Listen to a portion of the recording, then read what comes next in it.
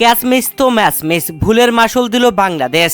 বাংলাদেশকে হারিয়ে জয় তুলে নিয়ে উচিত শিক্ষা দিয়ে দিল সংযুক্ত আরব আমিরাত। প্রিয় দর্শক, সংযুক্ত আরব আমিরাতের বিপক্ষে দ্বিতীয় টি-20 ম্যাচে বিশাল টার্গেট দিয়েও জিততেও জেতা হলো না বাংলাদেশের। দ্বিতীয় টি-20 ম্যাচে টসে জিতে সংযুক্ত আরব আমিরাত বাংলাদেশকে ব্যাটিংয়ে আমন্ত্রণ করে, আর বাংলাদেশ ব্যাটিংয়ে নেমে ওপেনিংয়ে দারুণ খেলেছে।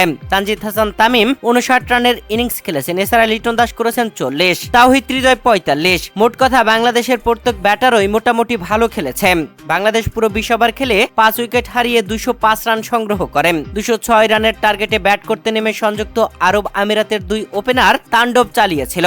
107 রানে গিয়ে প্রথম উইকেটের পতন হয়। জোহাইব খান 38 রান করে প্যাভিলিয়নে ফিরল। আরেক ওপেনার মোহাম্মদ ওয়াসিম খেলেছেন দুর্দান্ত ইনিংস, 82 রান করেছিলেন তিনি। তাকে জাকের আলী অনেক দুর্দান্ত ক্যাচে আউট করে প্যাভিলিয়নে পাঠিয়েছিলেন। মাঝে তাওহিদ হৃদয় একটি ক্যাচ মিস করেছে সীমানার কাছে। ক্যাচ মিস তো ম্যাচ মিস, ভুলের মাসুল দিয়েছে বাংলাদেশ। এই ম্যাচে শেষ পর্যন্ত বাংলাদেশ জিততে পারেনি। 19 ওভার 5 বল খেলে মাত্র 2 উইকেটে জয় তুলে নিয়েছে সংযুক্ত আরব আমিরাত। শেষ ওভারে জয়ের জন্য প্রয়োজন ছিল 12 রান, এক বল হাতে থাকতেই 12 রান তুলে নিয়েছে।